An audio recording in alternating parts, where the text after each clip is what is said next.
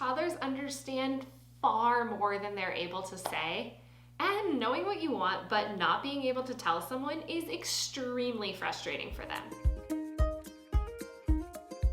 One strategy you can use to reduce your child's frustration as they're learning to talk is to use picture communication boards. Hi, my name is Stephanie. I'm a licensed pediatric speech therapist in California and North Carolina.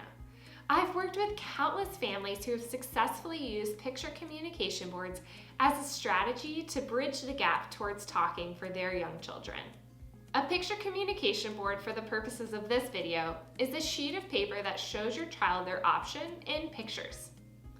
Your child can then point to the picture that corresponds to the thing that they want or need. Play-Doh, paint, or markers? Markers. You want markers?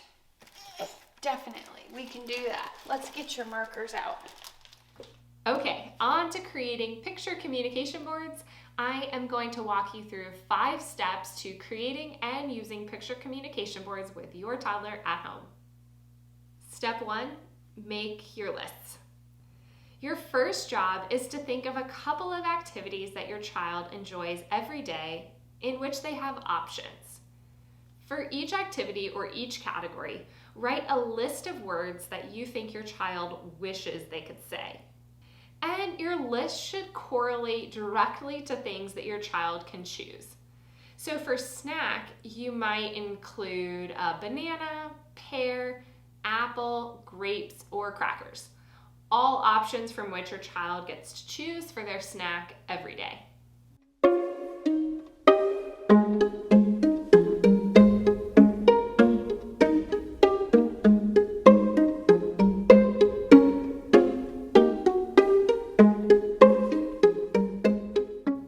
Once you've made your list, it's time to move on to step 2, make your boards. And this is going to be easiest to do on your computer. I would allot maybe 10 to 15 minutes to make your boards.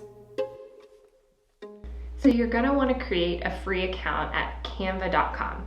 You can set up your account as a personal account would be my recommendation, and you don't need to try Canva Pro. We can do this for free, so hit maybe later if you see the pop-up. Start your first design. You'll want to type in worksheet. And I like to do a landscape worksheet. On the left-hand column, you'll see the options for the things that you can add onto your communication board. We'll start off with text. Now we'll start to add the pictures for the communication board, and to do that, we'll go over to the Elements tab. In Elements, you can search for whichever items you want to include in your picture communication boards. I'm going to start with a pickle because that is B's absolute favorite snack. You're going to search for any elements that you want to include. If you hover your mouse over any of the images that pop up, they'll either say free or pro.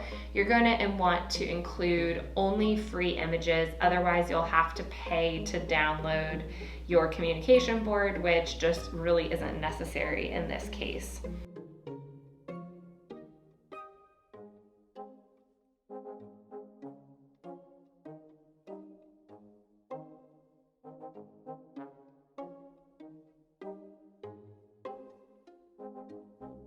I'm going to get a picture of the exact water bottle that B has, so that way it's easier for him to learn the association between the picture and asking for something that is in real life.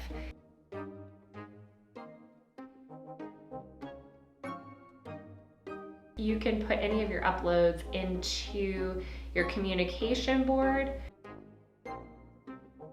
When you're finished and ready to download, go up to the top, look for the arrow pointing down over a line, click on that. I like to download a PDF version just because it's easy and compatible with my computer. You'll download it, then once it's downloaded, you can open it up, print it off, and you're ready to move on to the next step. Step 3, protect your boards. Now that you've spent 10 to 15 minutes creating your boards, I want you to protect them before you start to use them with your toddler.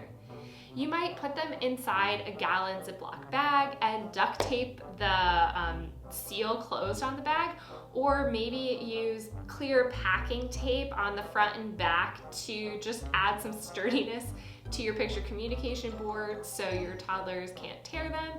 And if you're using them and you have messy fingers, they're super easy to wipe clean and use again the next time.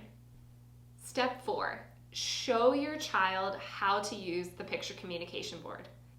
I'm guessing that the other people in your house are not using pictures to communicate what they want, need, or maybe think. So this idea is going to be brand new to your child, and you're going to have to take some time to show them how to use pointing to a picture to communicate their wants and needs. And it'll look something like this. Tell me what you want to watch on TV. There's Bluey, Mickey Mouse, Moana, Daniel Tiger, videos of you, puppy dog pals. Oh, Moana? And Bluey. We need to pick one. Which one do you want? Point to the one you want to watch today. Daniel?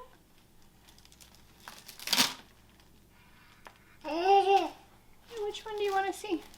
Daniel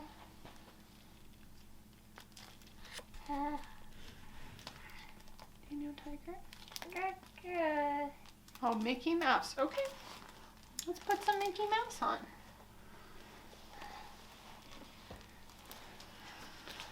It's important when teaching your child that there's not a huge delay in them or you pointing to a picture on the communication board and getting the result or the thing that they've pointed to.